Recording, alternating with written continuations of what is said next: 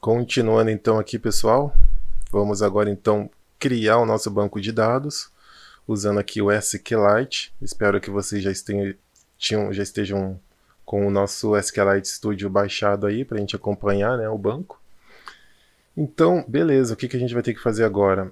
Criar o banco, tá? Então a gente vai fazer o seguinte, você aí no seu Visual Studio, você vai ter que abrir aqui o Package Manager Console, que é onde a gente vai digitar uns comandos.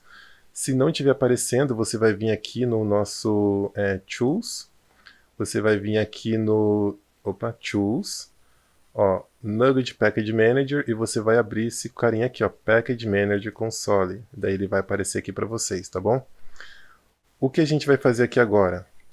Perceba que a configuração, né, o nosso banco mesmo, a configuração dele, ele está aqui na nossa camada de Persistence, tá?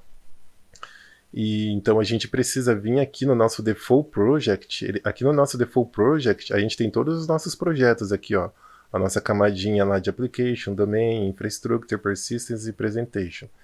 Como o nosso banco aqui, ele foi inscrito na camada de Persistence, então a gente precisa deixar ele setado aqui para o nosso Persistence, tá? Porém, a aplicação que vai ser inicializada quando a gente rodar vai ser a nossa camada de apresentação.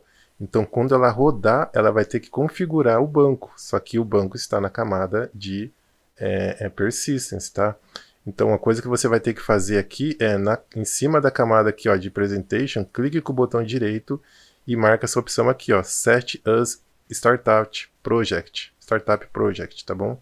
Marca ela e com isso agora a gente vai conseguir criar o nosso banco. Então eu vou adicionar um comando aqui, ó, chamado add-migration. Se você apertar o Tab, ele já vai completar para você, ó, tá bom?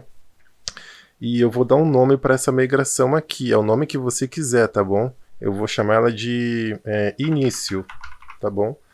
Aí você vai dar aqui um tracinho context para ele poder saber em qual contexto que eu quero criar isso, e o contexto é o nosso funcionário dbContext. Então eu vou até copiar aqui e vou colar ele aqui dentro. Vou apertar o Enter para ver se ele vai criar para a gente. Vamos ver.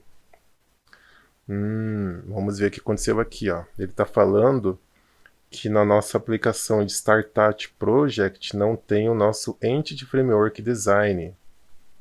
Então beleza. Então a gente olhar aqui, ó, nas nossas dependências, nossos pacotes, não tem ele mesmo, ó. Nossos pacotes não tem o nosso Entity Framework Design. Vamos instalar então. Eu vou vir aqui e vou até reaproveitar ele de um outro exemplo que eu tenho aqui, para ganhar um pouco de tempo.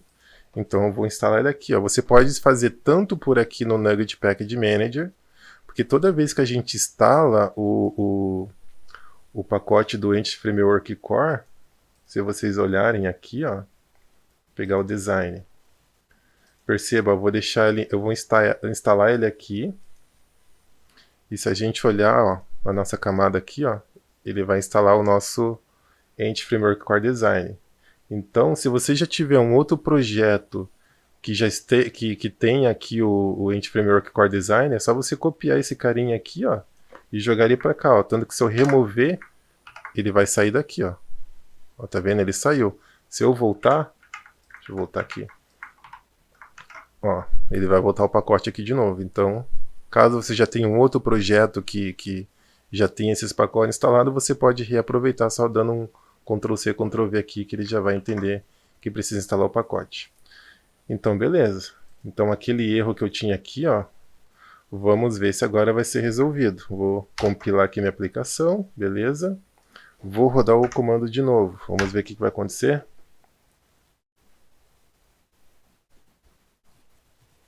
Ele deu certo. Só que a gente ainda tem um outro problema aqui, tá bom? Um outro problema. Porque aqui na nossa camada, aqui no nosso app setting JSON, eu não criei eu não falei em qual banco que ele vai fazer isso. Tá tudo vazio aqui, ó. Tá vendo? Então eu preciso criar aqui uma chave de connection string, que por padrão o framework ali, o .NET Core, vai procurar uma chave aqui chamada connection string, tá bom? Eu vou criar ela aqui, ó, connection string, E aqui, deixa eu só tirar esse carinha daqui, pronto. E é aqui que ele vai procurar a minha conexão, só que eu não quero usar o Default Connection, que geralmente é o banco padrão, né? Eu quero usar essa chave aqui, ó. Deixa eu até indentar melhor esse código. Então a minha string de conexão vai ser aqui, ó, o SQLite. Ele vai procurar aqui, ó, na chave connection string, eu quero a propriedade SQLite, porque é aqui que vai estar o nome do meu banco que vai ser criado. Então vou mudar aqui até para demo arcdb. Vai ficar com esse nome aqui. Então o banco que vai ser criado vai ser esse carinha aqui. Beleza. Eu vou até fazer o seguinte, eu vou apagar essa pastinha migration que ele criou aqui, ó, porque toda vez que a gente cria uma migração, ele cria essa pastinha aqui dentro, ó. Tem justamente os comandos do SQL Server que ele vai mandar para criar a nossa tabela. Tá bom? Isso aqui é uma abstração do SQL Server, tá? O Entity Framework, por baixo dos panos, ele vai dar um comando lá, create table, com o nome das colunas, o tipo, né, que não pode ser nulo e tal, tal, tal. Eu vou apagar isso aqui para ele refazer de novo. Beleza, eu vou dar um clear aqui e vou mandar ele criar de novo.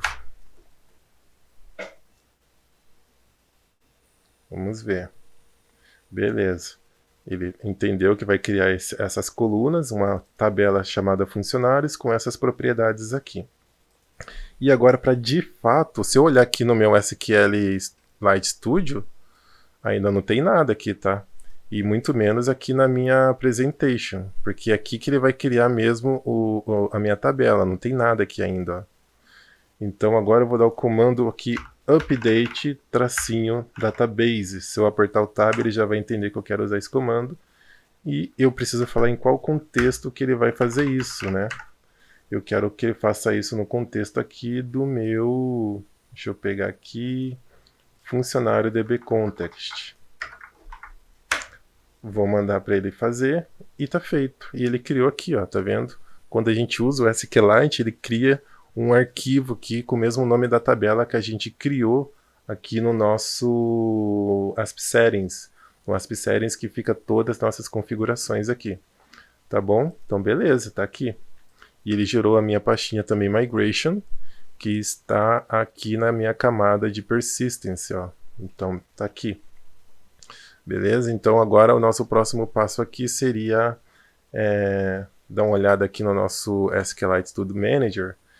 Ele não está aqui ainda, então o que eu vou fazer? Você vai vir aqui em Database, você vai adicionar uma nova tabela aqui, um novo banco, né? Ele vai pedir em qual arquivo que você quer usar, então eu vou procurar esse arquivo, e ele está aqui, ó, na minha camada de Presentation, que é o meu front, né? Ele vai procurar esse arquivo aqui, ó, demo arcdb. Clica nele, dá um OK, ele vai aparecer aqui. Aí você pode vir aqui com o botão direito e dar um Connect to Database. Então agora ele vai acessar esse banco. E está aqui, ó, minha tabela funcionários. Se eu der um Select em todos os funcionários, não vai retornar nada, porque não adicionei nenhum dado nele ainda. Mas ele já está aqui. Beleza. Vou voltar aqui para outra tela para não ficar atrapalhando. Vou fechar aqui. Vou compilar, né? Acho que já estava tudo certo. Então beleza. O que a gente vai ter que fazer aqui agora? No nosso repositório, a gente não tem nada aqui, né? Tá vendo, ó? Porque aqui, de fato, que ele vai mandar o comando para salvar no banco, mas eu não implementei nada. Então, uma coisa que a gente vai ter que fazer aqui é adicionar esse código para ele poder, de fato, lá e persistir no banco, tá? Então, uma coisa que eu vou fazer aqui é chamar o meu contexto. Então, eu vou chamar o meu contexto do banco, que é o meu funcionário DB Context, e vou injetar ele aqui no meu construtor. Você pode vir nessa segunda opção aqui, ó, add parameters to funcionário repository. Então, ele vai injetar o meu funcionário DB Context aqui no construtor. Agora, com isso, você pode usar os comandos do banco. Você pode mudar até esse nome aqui, se você quiser, tá? Para... DB, somente DB, underline DB, né, por exemplo, ficaria assim, né, DB, não tem problema também. E agora a gente pode estar utilizando esses métodos aqui. Tá, aqui todos esses métodos vão ter que ser assíncrono. Então, vou mudar aqui para um async. Aqui também já vou mudar para sync. Aqui também. Nesse carinha aqui também, já vou deixar tudo meio que pronto. E aqui também. Beleza. O primeiro método que a gente vai fazer é adicionar um funcionário. Então, aqui eu vou remover esse cara e vou fazer o seguinte, ó, no meu db.add, o meu funcionário. Beleza, só que só isso aqui não é o suficiente, porque até aqui ele só está adicionando na memória, ele não salvou no banco ainda. Para ele poder salvar no banco, eu tenho que vir aqui embaixo, dar um await e db save changes, tá bom? Ou, no caso aqui, save change é 5, porque eu estou usando o modo assíncrono aqui em cima. Então, agora sim, de fato, ele foi até o banco e adicionou. Quando você só dá um db.add, ele está adicionando na memória para poder depois salvar no banco. Então, você precisa dar daí no final o comando save change para ele poder salvar a alteração, né? Salvar o dado de fato lá no banco. Já vou reaproveitar esse trechinho aqui do save changes, porque eu vou usar em todos os métodos. Deixa eu fazer aqui primeiro agora o update. E no update a gente vai usar um jeito diferente, né? A gente vai vir aqui no meu db, né? Aqui, ó. Meu db. Ponto. Tem que usar aqui o meu entry, porque eu quero falar que ele vai usar o meu cliente, o meu funcionário aqui, né?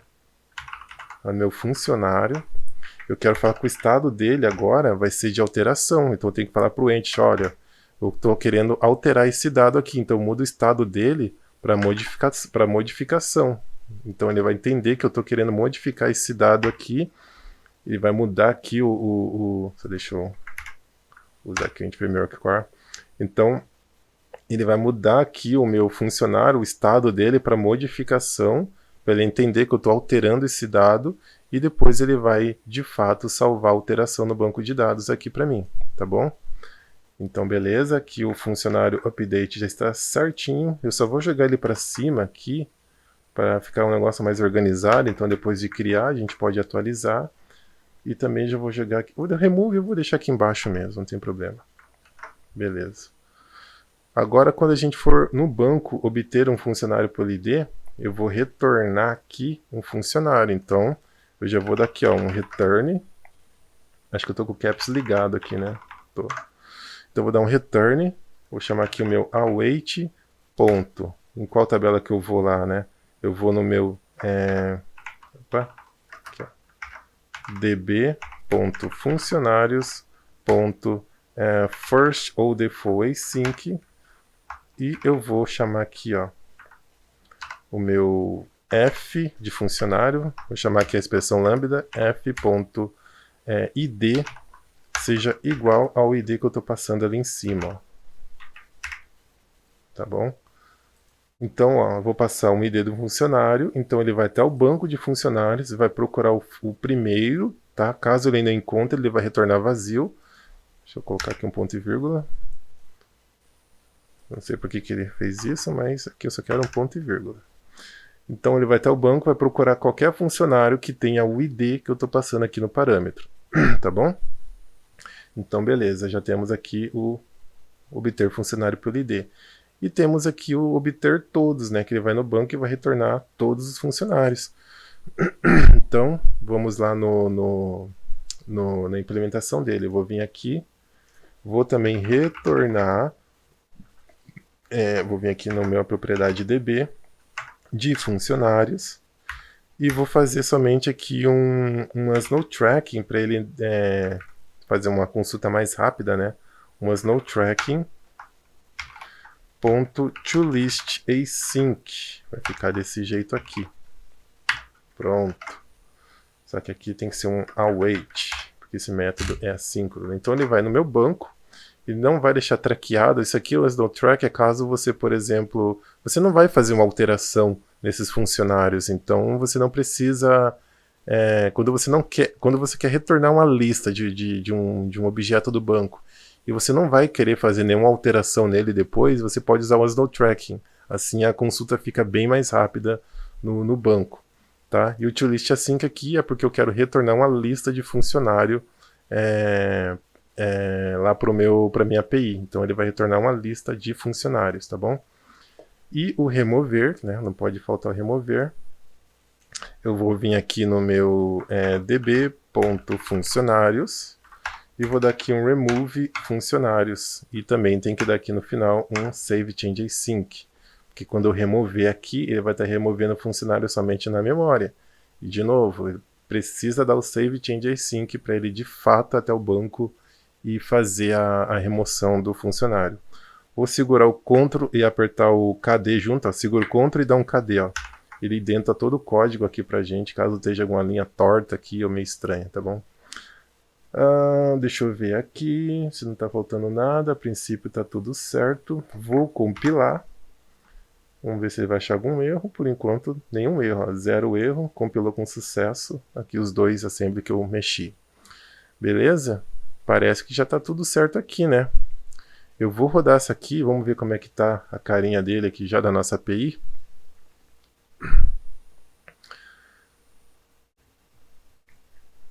Vamos ver como é que ele tá. Ele abriu aqui no meu segundo monitor, não tem problema, e aqui tá ele, ó. Esse carinha aqui é o que já vem por padrão, eu preciso mudar para ele chamar o meu funcionários. Na verdade, eu tenho que criar minha controller funcionário. Esse forecast aqui é porque na minha API eu só tenho ele aqui, ó. Meu header forecast, minha controller aqui, ó. Então ele está retornando isso aqui, mas a API está funcionando, né? Ela rodou. Esse aqui é o nosso Swagger, né? Que serve para a gente documentar toda a nossa API, fazer alguns testes básicos também, né? De testar nossos endpoints, né? Que são nossos controllers ali. E fazer os testes, né? No geral. Tá bom? A gente pode usar também um Postman depois, que é mais completo, né? Para a gente testar uma API. Mas ela está funcionando, beleza. Então, o próximo passo aqui que a gente vai ter que fazer é criar agora a nossa controller de funcionário, que vai ser de fato a nossa API de funcionários, que é onde a gente vai criar nossos métodos de adicionar, remover, atualizar, obter todos e assim por diante, beleza? E eu vou fazer isso no próximo vídeo, porque já está com quase 20 minutos aqui também. Então, vejo vocês lá.